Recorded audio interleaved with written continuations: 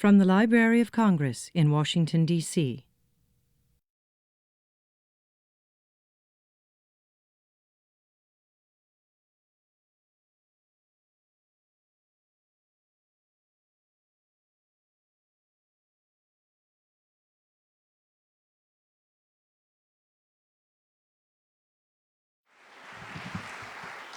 Thank you very much, and good evening. As Librarian of Congress, I've had the opportunity to select 16 of our 18 Poets Laureate Consultants in Poetry. The process is always thorough and includes nominations from critics, scholars, editors, leaders in the field, and of course, poets, including our own former Poets Laureate. This year's nomination process yielded 60 serious nominees, and after much consideration, I was thrilled to call Philip Levine and ask him to be our 18th Poet Laureate of the United States. Mr. Levine is one of America's most celebrated practitioners of literature in a career that has spanned over 50 years. He has published 20 books of poetry, 3 books of essays, and 2 books of translation. His many honors include Pulitzer Prize, 2 National Book Awards, 2 National Book Critics Circle Awards, the Ruth Lilly Prize, fellowships from the Guggenheim Foundation, the National Endowment for the Arts. He served as Chancellor of the Academy of American Poets and as a member of both the American Academy of Arts and Letters and the American Academy of Arts and Sciences. He's also largely responsible for the development of the Fresno School, a group of award-winning poets who studied under Mr. Levine during his many decades as a professor at the California State University there. Such honors are part of the reason Mr. Levine has received so many nominations for the laureateship. They are not why I selected him or why he is such an essential poet.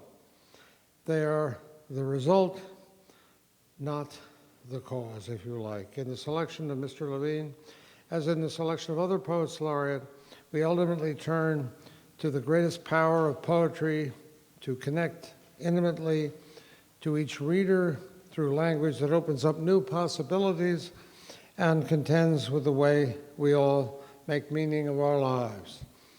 One of the signature strengths of his poetry is the way it elevates and celebrates the labors of America's working people. I believe in the dignity of work and have worked hard, but from my days in Philadelphia school system, public school system, to 25 years almost serving Congress and the American people here in the library. So I admire Mr. Levine opening up a whole different range of work experience, the Detroit factory workers whose stories he's immortalized, and value the way his poems connect us to the lives of people we might not otherwise get to know. The storytelling is key. Through it, we had a Nobel laureate here not long ago who coined a phrase which I've always remembered. He was a neuroscientist, and he says, the human mind is wired for narrative. And it's a beautiful thought that we all crave stories. We hear them when we're young. We rediscover them when we're older. And Mr. Levine's stories are things that really are worth valuing.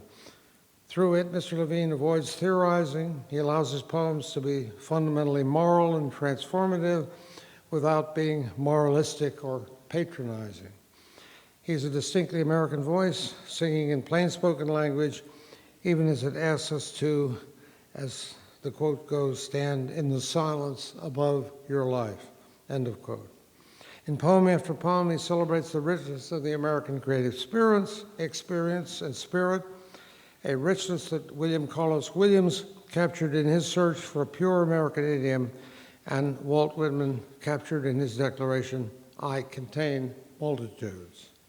Mr. Levine's poem, "You Can Have It," offers a take on that famous line of Whitman, as the narrator states, and I'm quoting here, "Suddenly I knew each man has one brother who dies when he sleeps and sleeps when he rises to face his life, and that together they are only one man, sharing a heart that always labors. Hands, yellowed and cracked, a mouth that gasps for breath and asks, am I gonna make it?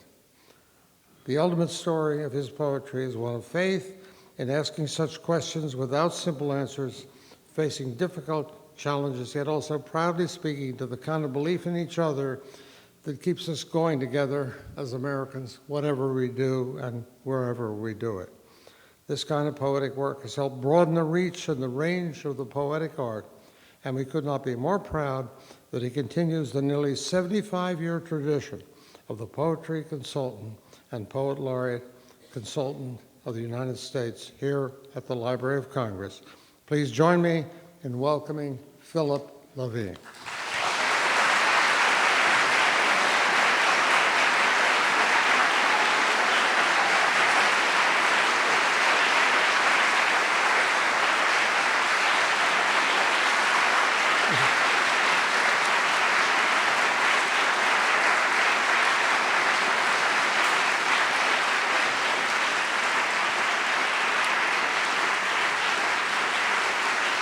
Thank you.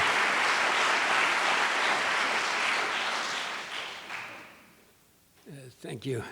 Thank you for that generous introduction. I'd like to thank a number of people. First, James Billington, for having the courage to choose me to fill this position. Hopefully, he will not be tested. And I thank Rob Casper, his lieutenant, who has already been tested and has proven enormously helpful and inspiring. Let me pretend for a moment that I'm a star and thank my agent. We're at the Academy Awards. Allison Granucci, who plans to make me rich, but will fail.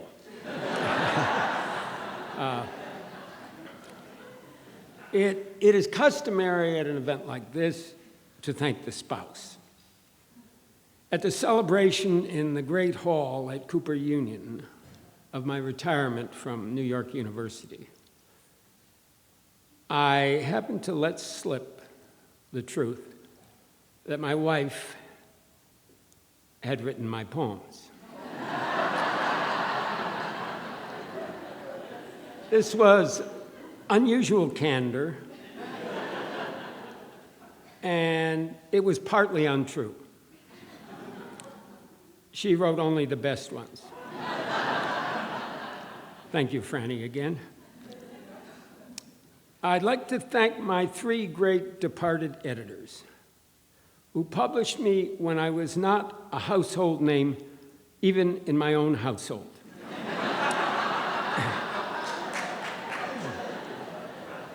Howard Moss of The New Yorker, George Hitchcock of Kayak, and the extraordinary Harry Ford. And I'd like to thank my present editor, the living one, Anne. This could go on forever if I were to thank all the poets who inspired me and encouraged me. And I'd like to thank the ones of my own generation, especially, who made writing in my life seem important. I'm thinking of people like Galway Cannell, Adrienne Rich, Kenneth Koch, James Wright, Sylvia Plath, Allen Ginsberg, Gary Snyder, John Ashbery, and the ones that I'm forgetting, Freely, Merwin, Justice, Hugo. I think we were a significant generation, and hence I was part of it. And I may be a part that survives. And I'd like to thank my one great teacher, John Berryman, and also my two terrible teachers, Ivor Winters and Robert Lowell. They all tried. Make no mistake, I'm deeply honored to be the Poet Laureate of the United States of America. You notice how easily I say that? I say it when I get on the subway. I say it all the time, you know. The other day, a guy in a liquor store recognized me, and it turned out he was a poet, an unknown poet, and he gave me a bottle of wine. And it wasn't bad. Okay, let me turn and read, let me get kind of serious and read some poems, which is why I'm here, of course.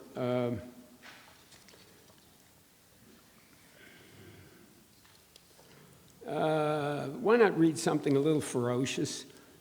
This is from my book, Not This Pig. It's called Baby Vion.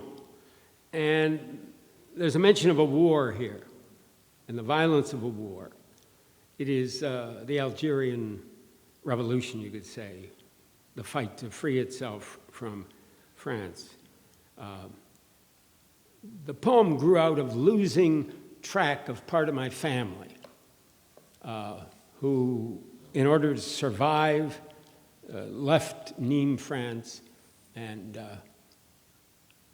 wandered the continent, and we couldn't find them. Years later, I did find them. But I tried to imagine what the son, I knew these people had a son who would be about my own age, and I had no idea who he was or what he was. But I knew what he would look like because he was part of my family. I knew what his grandfather looked like, his father as well. Baby Vion, he's a prize fighter.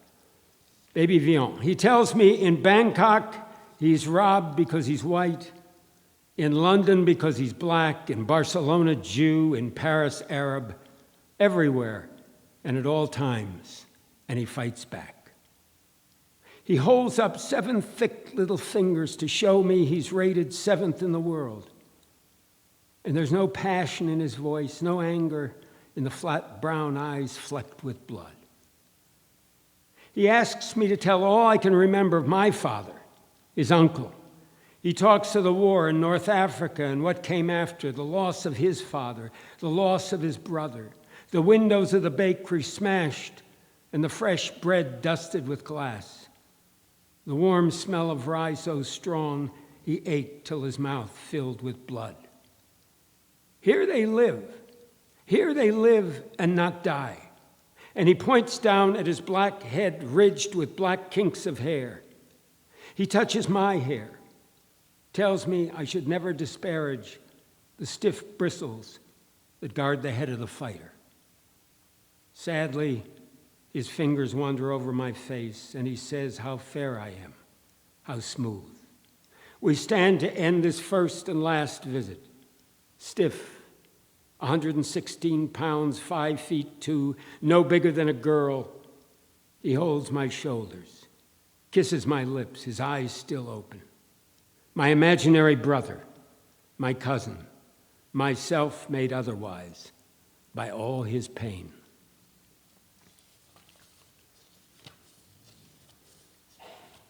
Let's see if I can find something depressing. I was looking uncharacteristically at this book, which I recommend. It's my new selected poems. If you buy it new, you get a nice cover on it. I was looking, and one of the things that struck me is how many poems there were in which people were driving. They were in cars, they were going someplace, or not going someplace, but they were in cars. And I began to think, God, cars made such an impression on me. I remember as a child, a lot of my memories of my father, who died when I was very young, are driving with him. He would take me with him. Me and my twin brother, we would go with my father, just to be with him. And no doubt he wanted company as well. The Helmet. This was written during the right near the end of the Korean War. Excuse me, that's what it's about. It wasn't written then, it was written later. in the early 60s or the end of the 50s, the helmet. All the way on the road to Gary, he could see where the sky shone just out of reach and smell the rich smell of work, as strong as money. But when he got there, the night was over. People were going to work and back. The sidewalks were lakes no one walked on. The diners were saying, "Time to eat." So he stopped and talked to a woman who'd been up late, making helmets. There are white hands the color of steel. They have put their lives into steel. And if hands could lay down their lives, these hands would be helmets. He and the woman did not lie down, not because she would praise the steel helmet boarding a train for no war, not because he would find the unjeweled crown in a surplus store where hands were sold. They did not lie down face to face because of the waste of being so close. And they were too tired of being each other to try to be lovers, and because they had to sit up straight so they could eat. That was a line I heard over and over as a child. Sit up straight and eat. My mother had no idea how hard it was to eat her food. I mean, we were trying. Honest, we tried. She worked full time. She'd come home and,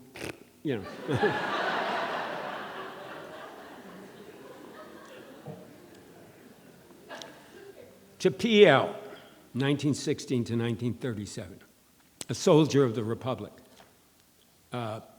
P.L., the Republic is the Spanish Republic, and he is a man who fought in the Spanish Civil War and left his life there. The older brother of a friend of mine. To P.L., 1916 to 1937.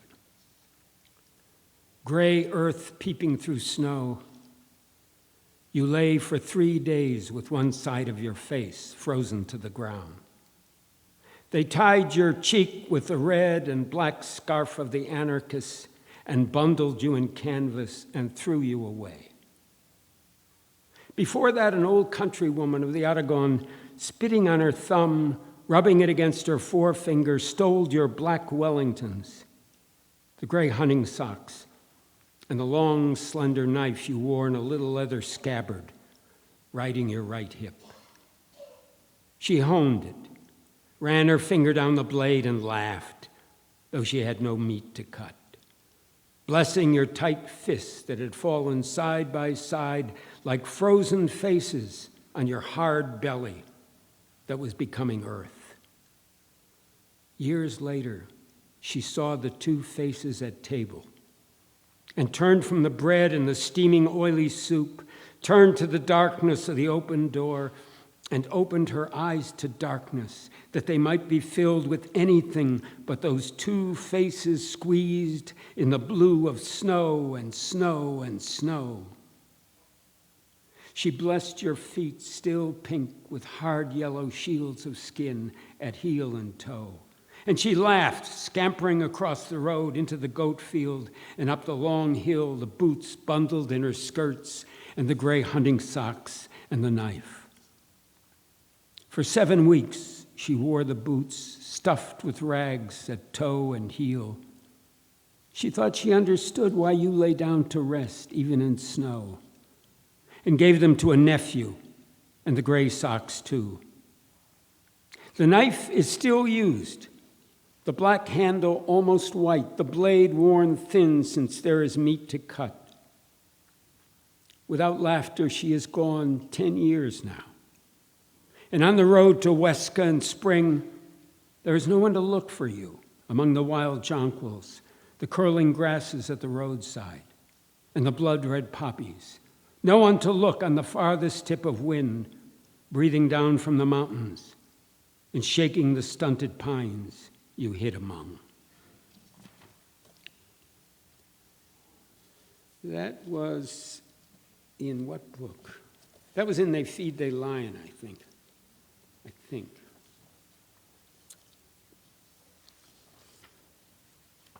But it's nestled here with its uncles and brothers.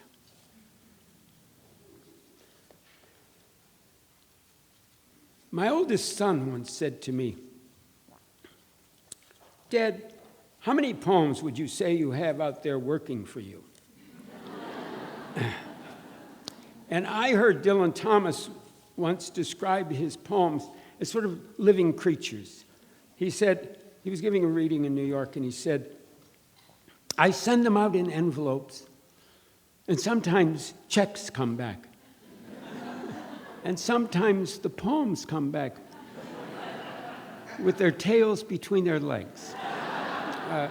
And I really twigged to that. I began to think of my poems as little creatures. And I realized that I was kind of an entrepreneur. These little poems were working for me out in the world. I had never thought of myself as an entrepreneur. A late answer. This takes place on a little island off the coast of Holland called Texel, T-E-X-E-L, which was loaned to us, not the island, but a cottage on the island, by a marvelous man who's now gone, Oliver Shullum. Just a terrific guy. And we went out there, and it was an unusual place because on the seaside, facing the North Sea, that side, it was windy and almost violent, the wind tearing in. And on the other side, the land side that faced Holland, it was peaceful and just lovely. And the contrast was beautiful. A late answer. Beyond that stand of firs was a small clearing where the woods ran out of breath, where the winds beat them back. No one was born there, and no one would be. But you could bury a lonely man there, or an animal you didn't want out for flies to eat. As we passed under the trees, you were cold and took my hand, and felt a shiver pass through me, but you didn't let go. When you spoke at last, it was to ask after my thoughts. But just then we broke into light, so unexpected I had to close my eyes, and saw the fire swimming there, and had such a vision of the end of my life, the trees turning to great flowers of flame, and the field ringed with sword-bearing angels. I could say nothing, but held on to your hand and you to mine, both in the dream and in that bare place where the North Sea winds lashed our faces with sudden spurts of rain. Now, on the other side of the world, years later, I know the ant came here believing he would rule, and he waits for the wren to fall. The grass waits, blowing its breath into this morning that rises darkly on wet winds. Somewhere the sea saves its tears for the rising tide. Somewhere we'll leave the world weighing no more than when we came, and the answer will be the same. Your hand in mine, mine in yours, in that clearing where the angels come toward us, without laughter, without tears.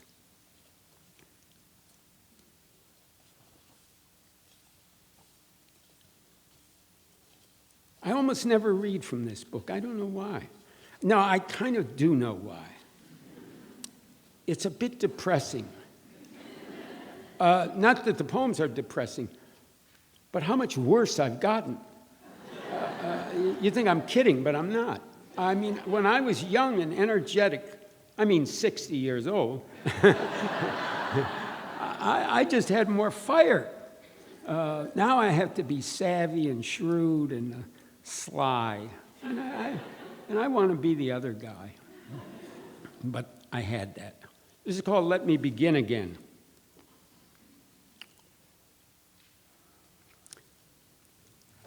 There is a line in Whitman. I wish I'd come across it when I was 16. but I'm glad I came across it eventually. It goes like, it's from Song of Myself. There is that lot of me, and all so luscious.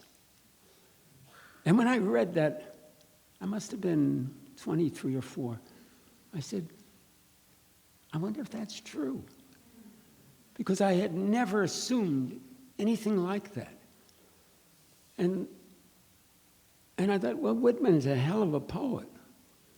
The greatest poet, I think, who ever lived in North America. And as the years passed, I began almost to believe it. And it's probably part of the inspiration for this poem. Let me begin again. Let me begin again as a speck of dust caught in the night winds sweeping out to sea. Let me begin this time knowing the world is salt water and dark clouds. The world is grinding and sighing all night, and dawn comes slowly and changes nothing. Let me go back to land after a lifetime of going nowhere. This time lodged in the feathers of some scavenging gull, white above the black ship that docks and broods upon the oily waters of your harbor. This leaking freighter has brought a hold full of hay forks from Spain, great Jeroboams of dark Algerian wine, and quill pens that can't write English. The sailors have stumbled off toward the bars of the bright houses. The captain closes his log and falls asleep. 1:10:28. Tonight I shall enter my life after being at sea for ages, quietly, in a hospital named for an automobile. The one child of millions of children who has flown alone by the stars above the black wastes of moonless waters that stretched forever, who has turned golden in the full sun of a new day. A tiny, wise child who this time will love his life because it is like no other.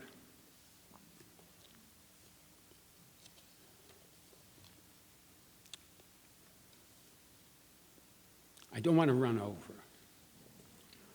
That is a no-no. When I was about 14, I met a man, and I had no idea how powerful an influence he would have on me. I worked for a dry cleaning outfit in Detroit. I was 13 or 14, yeah. And I delivered. It was during World War II. This man was a Spaniard who had suffered in Spain. He'd been imprisoned and tortured. And this little cleaners and dyers was run by 2 Italian tailors who loved opera and looked down on him. And there was another tailor there who was a communist. And he had named his 2 sons Lenin and Stalin. And this guy Cipriano, and he would, for a while they would argue, because Cipriano was an anarchist from the great, a member of the great anarchist trade union, the National Confederation of Workers in Barcelona. And after a while, Cipriano just gave up talking to this guy. To Cipriano in the wind. Where did your words go, Cipriano? Spoken to me 38 years ago in the back of Peerless Cleaners, where raised on a little wooden platform you bowed to the hissing press, and under the glaring bulb, the scars across your shoulders, a gift of my country, you said, gleamed like old wood. Dignidad, you said into my boy's wide eyes, without is no riches. And Ferrante, the dapper Sicilian coat maker, laughed. What could a pants presser know of dignity. That was the winter of 41.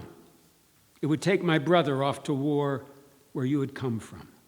It would bring great snowfalls graying in the streets and the news of death racing through the halls of my school. I was growing. Soon I would be your height, and you'd tell me eye to eye, someday the world is ours. Someday you will see. And your eyes burned in your fine white face until I thought you would burn. That was the winter of 41. Bataan would fall to the Japanese, and Sam Bogosian would make the long march with bayonet wounds in both legs. And somehow, in spite of burning acid splashed across his chest and the acids of his own anger rising toward his heart, he would return to us and eat the stale bread of victory. Cipriano, do you remember what followed the worst snow? It rained all night, and in the dawn the streets gleamed, and within a week wild flocks leaped in the open fields. I told you our word for it, spring. And you said, spring, spring. It always come after. Soon the Germans rolled east into Russia, and my cousins died. I walked alone in the warm spring winds of evening and said, dignity. I said your words, Cipriano, into the winds. I said, someday this will all be ours. Come back, Cipriano Mera. Step out of the wind, and dressed in the robe of your pain, tell me again that this world will be ours. Enter my dreams or my life, Cipriano. Come back out of the wind. He was a great teacher. I mean, I said my one great teacher, Berryman, but I meant as a poetry teacher.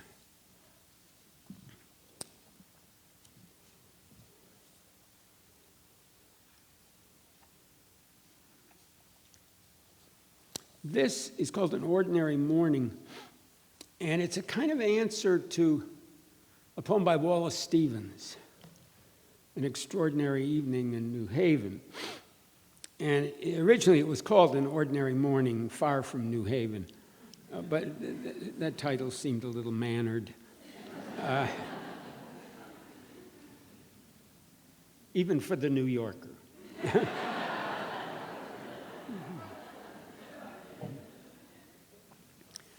An ordinary morning. A man is singing on the bus coming in from Toledo.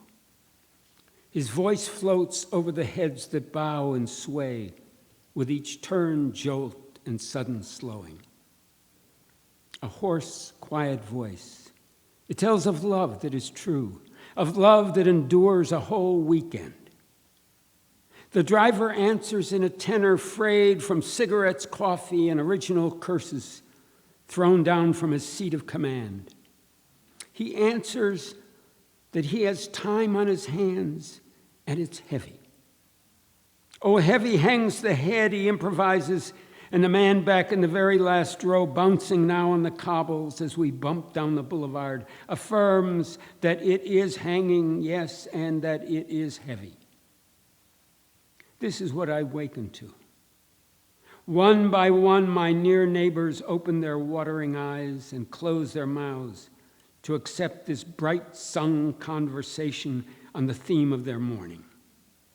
The sun enters from a cloud and shatters the wide windshield into 17 distinct shades of yellow and fire. The brakes gasp and take hold. And we are the living, newly arrived in Detroit, city of dreams, each on his own black throne.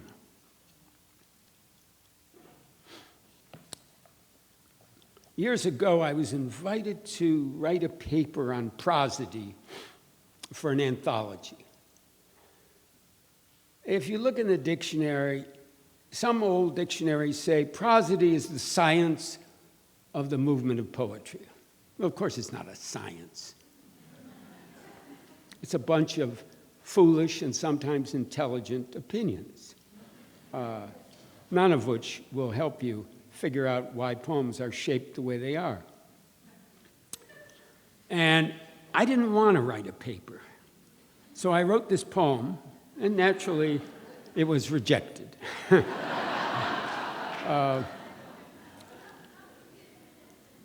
In a way, I used to write a lot of slender poems, 3-beat lines, some syllabic, some traditional meters, some free verse. But they were like, they'd go down the page.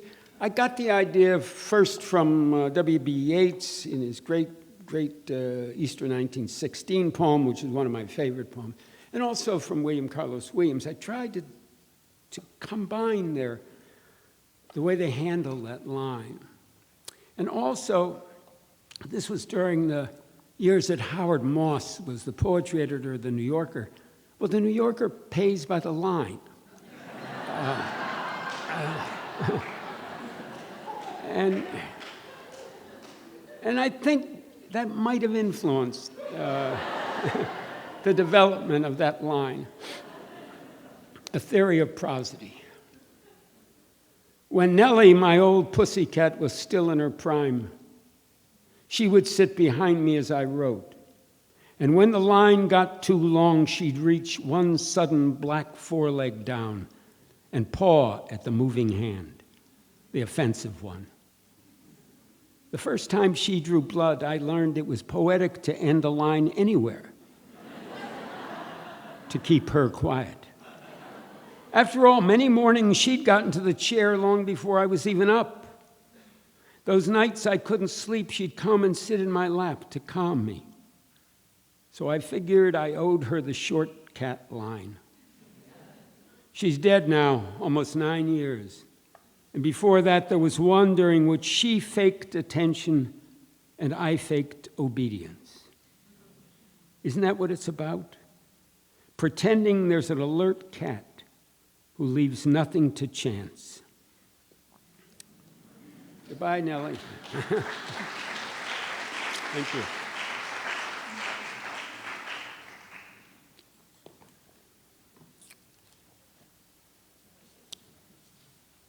For some reason, I've been identified as the poet of work.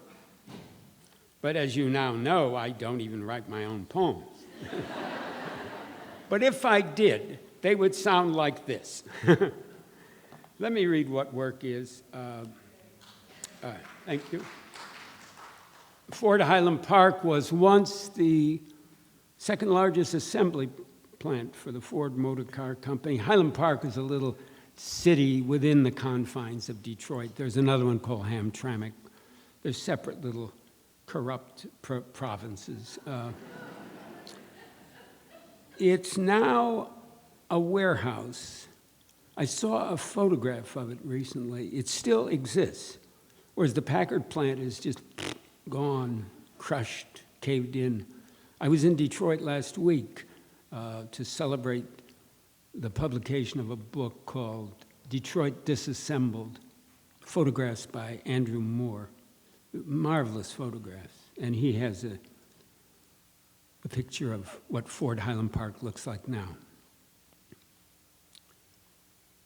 We stand in the rain in a long line, waiting at Ford Highland Park for work. You know what work is. If you're old enough to read this, you know what work is, although you may not do it. Forget you. This is about waiting, shifting from one foot to another, feeling the light rain falling like mist into your hair, blurring your vision, until you think you see your own brother ahead of you, maybe 10 places. You rub your glasses with your fingers, and of course, it's someone else's brother, narrower across the shoulders than yours, but with the same sad slouch, the grin that does not hide the stubbornness, the sad refusal to give in to rain, to the hours wasted waiting, to the knowledge that somewhere ahead, a man is waiting who will say, "No, we're not hiring today," for any reason he wants. You love your brother. Now suddenly you can hardly stand the love flooding you for your brother, who's not beside you or behind or ahead, because he's home, trying to sleep off a miserable night shift at Cadillac so he can get up before noon to study his German. Works 8 hours a night so he can sing Wagner, the opera you hate most, the worst music ever invented. How long has it been since you told him you loved him? Held his wide shoulders, opened your eyes wide, and said those words, and maybe kissed his cheek. You've never done something so simple, so obvious. Not because you're too young or too dumb. Not because you're jealous or even mean or incapable of crying in the presence of another man. No, just because you don't know what work is. Thank you.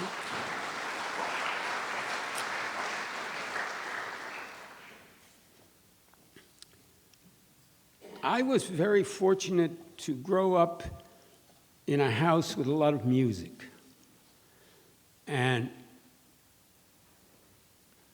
a lot of books, too. Both my parents were avid readers. And so there were these incredible riches that were there. My mother liked classical romantic music. In fact, she liked Wagner.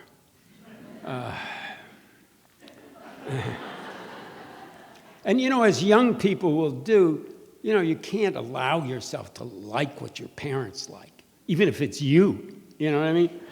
You think their taste is terrible.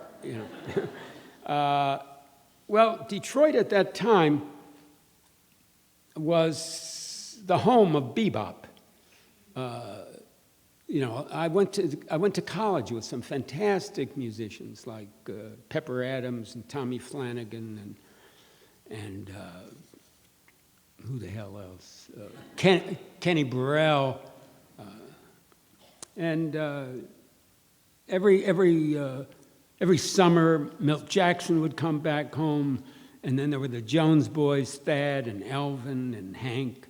I mean, it was a very rich compost of music. It was an exciting place.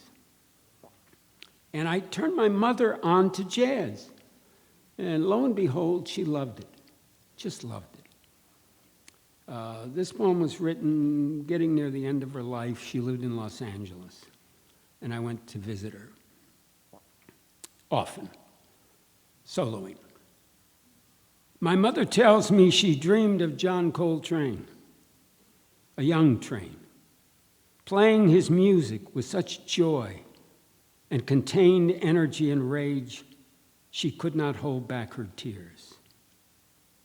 And sitting awake now, her hands crossed in her lap, the tears start in her blind eyes. The TV set behind her is gray, expressionless. It is late. The neighbors quiet. Even the city, Los Angeles, quiet. I have driven for hours down 99 over the grapevine into heaven to be here. I place my left hand on her shoulder and she smiles. What a world. A mother and son finding solace in California, just where we were told it would be. Among the palm trees and all-night supermarkets pushing orange, backlighted oranges at 2 a.m. He was alone, she says, and does not say, just as I am, soloing.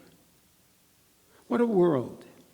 A great man half her age comes to my mother in sleep to give her the gift of song, which, shaking the tears away, she passes on to me. For now I can hear the music of the world in the silence and that word, soloing. What a world. When I arrived, the great bowl of mountains was hidden in a cloud of exhaust. The sea spread out like a carpet of oil. The roses I had brought from Fresno browned on the seat beside me, and I could have turned back and lost the music.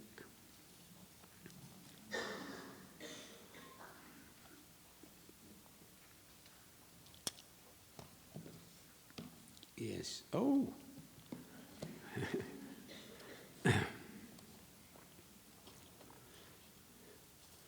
When I was looking, I'm going to try to find a poem I never read.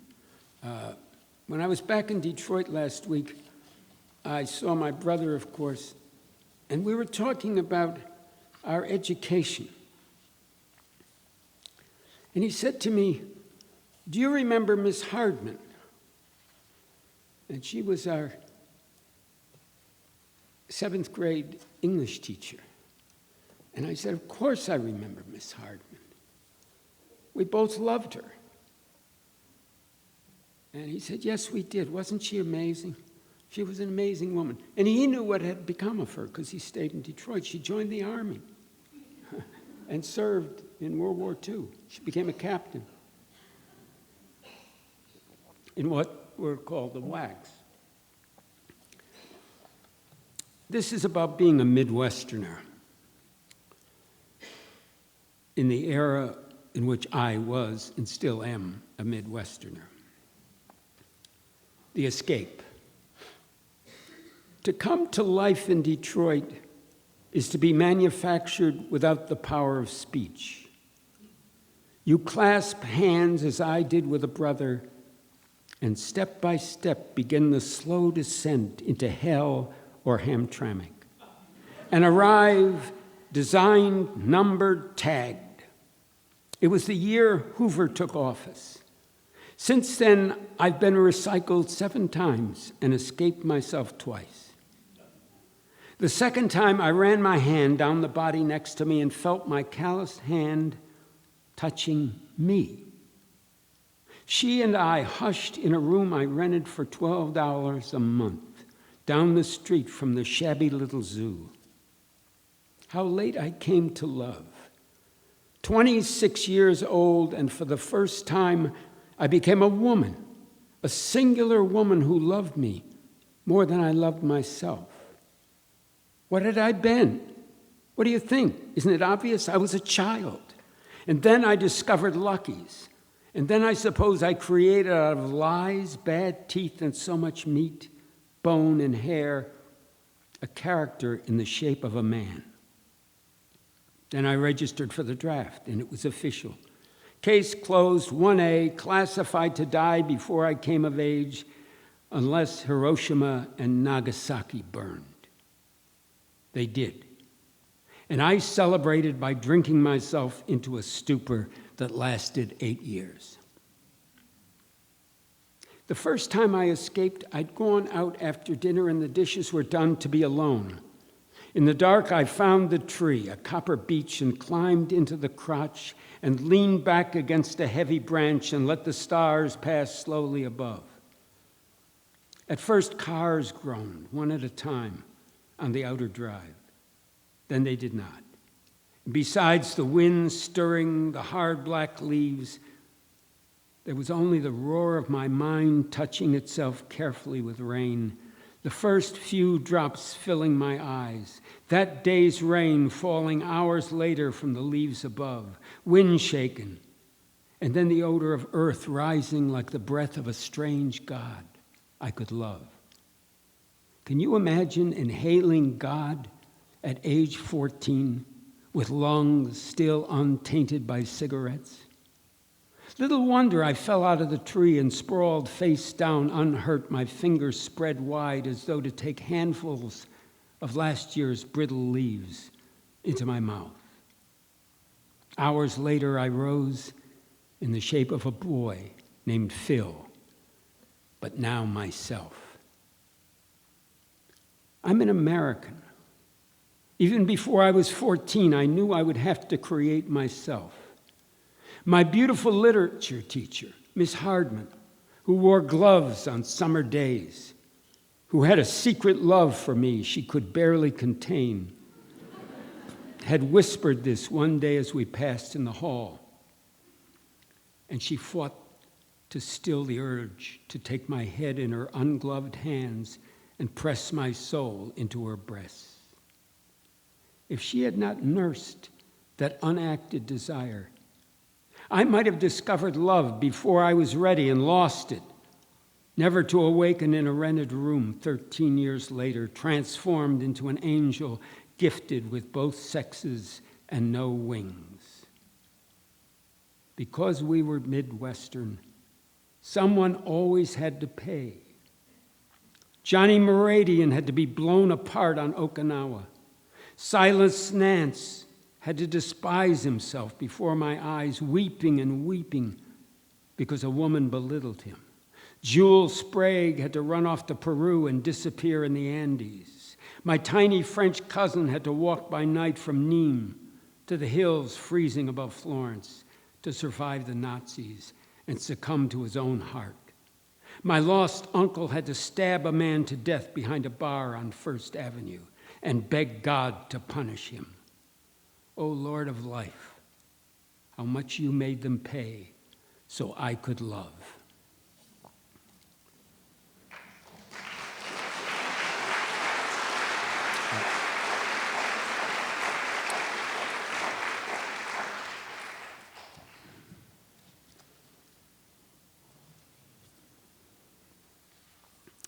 I think I'll close with this poem. It's one my wife likes a lot, and so it's a gift to her. It's about time I gave her a gift. And to my sons, two of whom are here, God bless them. How they weathered me, I do not know. Can you imagine your father's at the dinner table, and you say to him, Dad, what's your name? And you see his eyes are sort of looking at nothing, and he's revising and ruining some terrible poem. And you say, Dad, pass the bread, and he just sits there. What they put up with was so heroic. And I dragged them off to Spain, and they even liked it. 2 years there.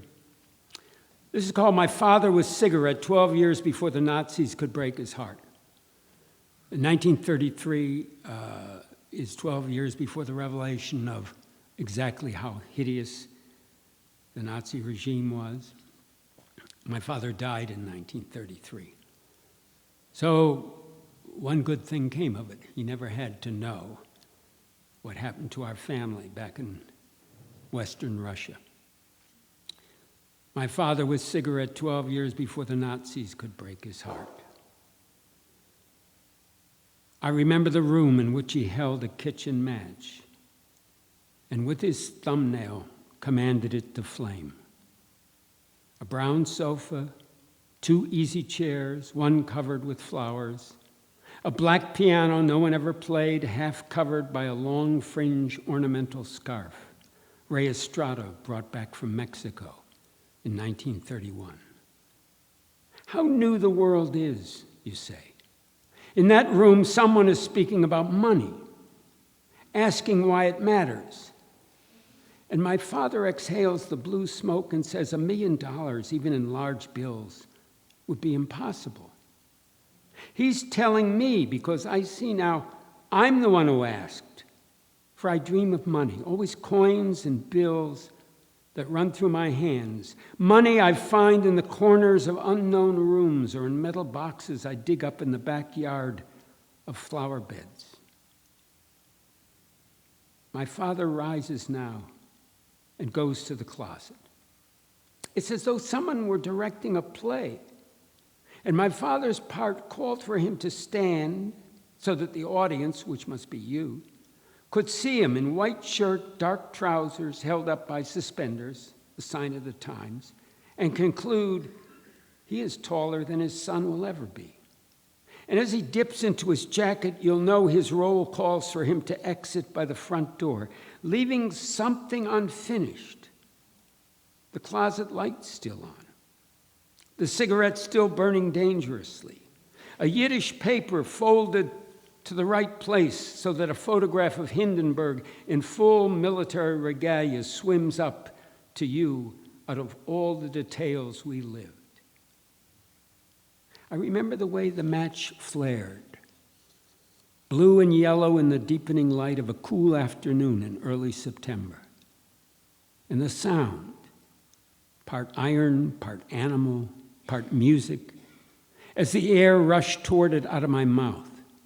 and his intake of breath through the lucky strike, and the smoke hanging on after the door closed, and the play ran out of acts and actors, and the audience, which must be you, grew tired of these lives that finally come to nothing, or no more than the furniture and the cotton drapes left open so the darkening sky can seem to have the last word, with half a moon and a showering of fake stars, to say what the stars always say about the ordinary.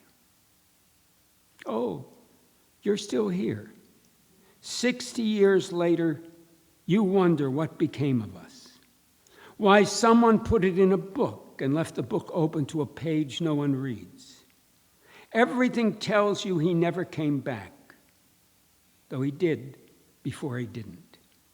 Everything suggests it was the year Hitler came to power, the year my grandmother learned to read English novels and fell in love with David Copperfield and Oliver Twist, which she read to me, seated on a stool beside my bed until I fell asleep. Everything tells you this is a preface to something important. The Second World War, the news that leaked back from Poland that the villages were gone.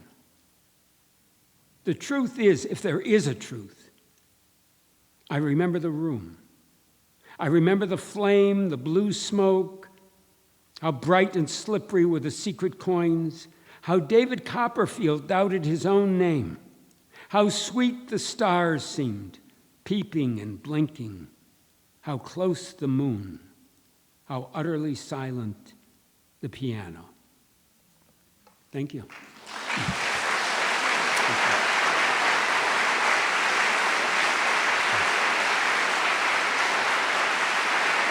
Thank you.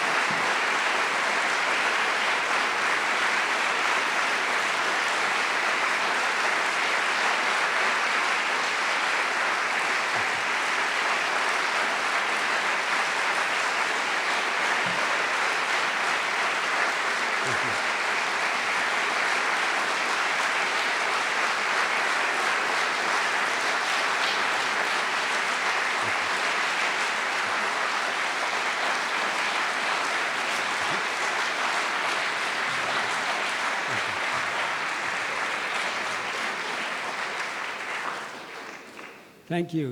You were a wonderful audience. This has been a presentation of the Library of Congress. Visit us at loc.gov.